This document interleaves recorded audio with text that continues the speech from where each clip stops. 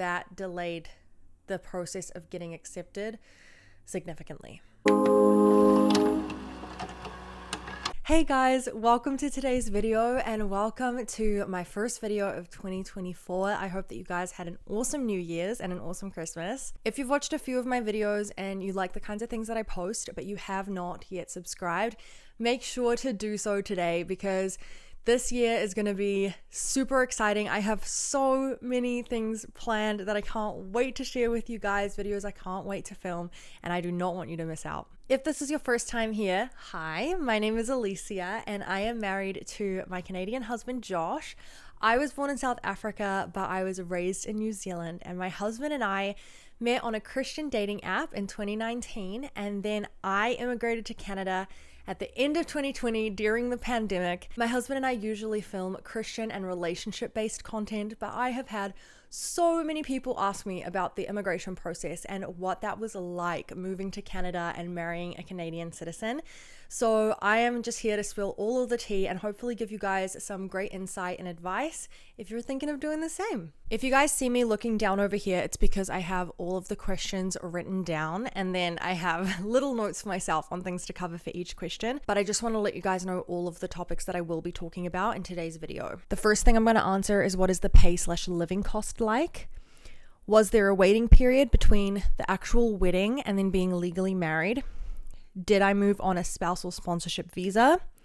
What was the most challenging part of the application process? What advice would I give to someone who is wanting to immigrate to Canada? My summary of the residency application process.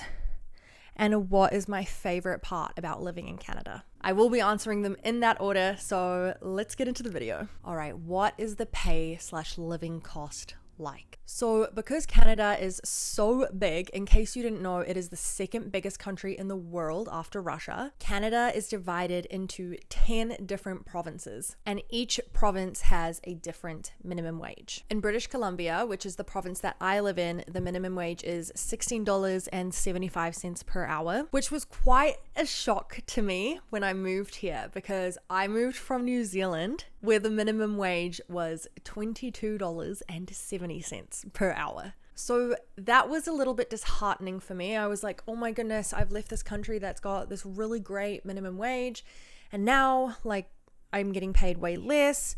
However, if you look at the overall living cost, living in British Columbia, Canada is slightly cheaper than living in New Zealand.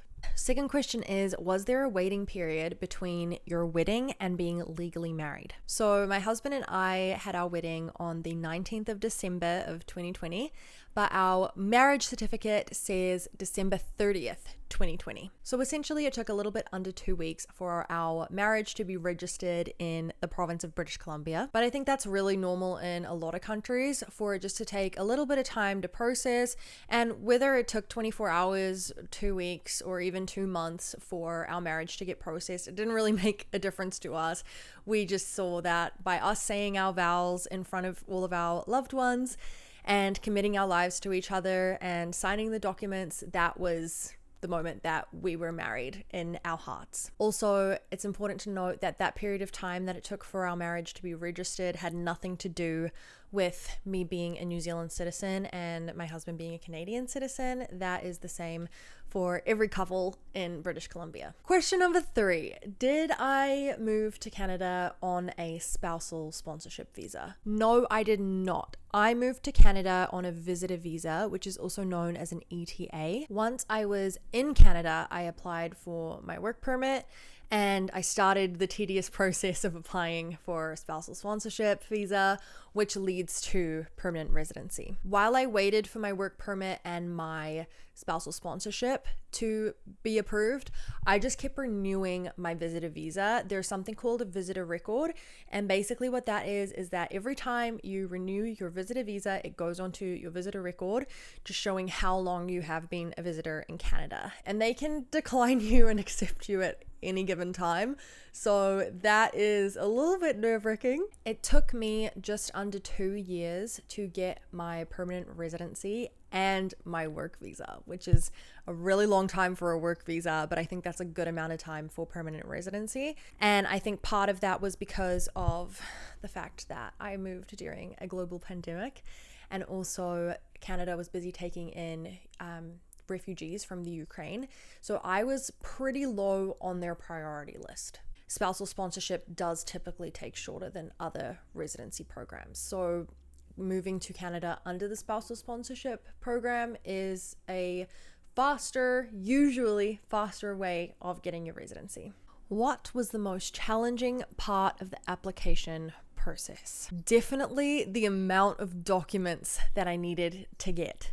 It was pretty overwhelming. You can hire someone to do it for you, but it costs thousands of dollars, and we just thought, since I wasn't going to be working for who knows how long, it just made sense for me to take the time and fill out all those documents and gather all of those forms myself. And the worst part is that I sent my application completely finished finally. I posted it to Ontario, which is where the head offices for immigration are. And then they sent it back to me 3 months later because I forgot to put my postal code under my full address. And they didn't say, it didn't say on the form, include postal code or anything like that. But apparently I just should have known. And so they sent it back 3 months later. And so that delayed the process of getting accepted significantly. Also, there are immigration helplines that are supposed to help you with filling out these applications and answering any questions that you have, but they're always busy. Like, I tried every single day for probably 3 weeks to reach the helpline, and they open at 8 a.m. And so by 7:50 a.m. I was calling so that I could be the first person that they talk to. And then finally 8 a.m. hit and the call went through, and I heard, "I'm sorry, all of our lines are currently busy. Please try calling us again later. Bye." And they don't even put you on hold. Nothing. That was so frustrating. And so I just got sick of it, and I just thought, I'm not going to call them ever again because I have tried so many times consistently. I don't know what they're doing on the other end of those lines. So I just ended up asking people who had gone through the process before what they did in certain situations, and that's how I got the information I needed. What advice would I give to someone who is wanting to immigrate to Canada? I would say, number one, make sure that you have a solid amount of emergency savings, because especially if you don't have a work visa or anything like that, and you don't know how long it's going to be before you can make income, it's really important just to have that money put aside to support yourself. And also, if you don't have free healthcare, a lot of the times, even the health insurance that you can buy, the amount of things that they actually cover is really small and they cost a lot. So if something does happen to you, you may have to pay out of pocket even if you do have health insurance. Also, the actual application process is really expensive. So just make sure that you have a good amount of savings set aside for your immigration, because it will just reduce your stress significantly. Also, I would say just be very detail oriented with your documents and your paperwork, because as I said before, they will catch you out on anything and they will find any reason to send you your paperwork back.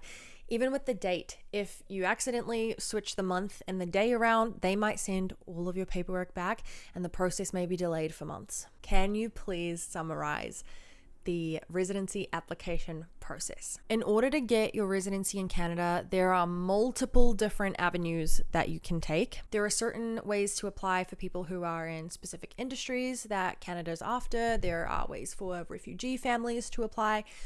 There are so many different ways. For me, the way that made the most sense was the spousal sponsorship application process, because I was marrying a Canadian citizen. So basically, the first thing that you do is you gather a lot of documents that they ask you to get. So this can be references from places you've worked, where you've rented before, your birth certificate. For my specific spousal sponsorship application, I had to include photos of Josh and I together. I had to include any cards that people gave us for our wedding to show that we were in a legitimate relationship. I sent them my social medias. We had to get Josh's company to send a letter of employment. We had to show our taxes, credit card statements.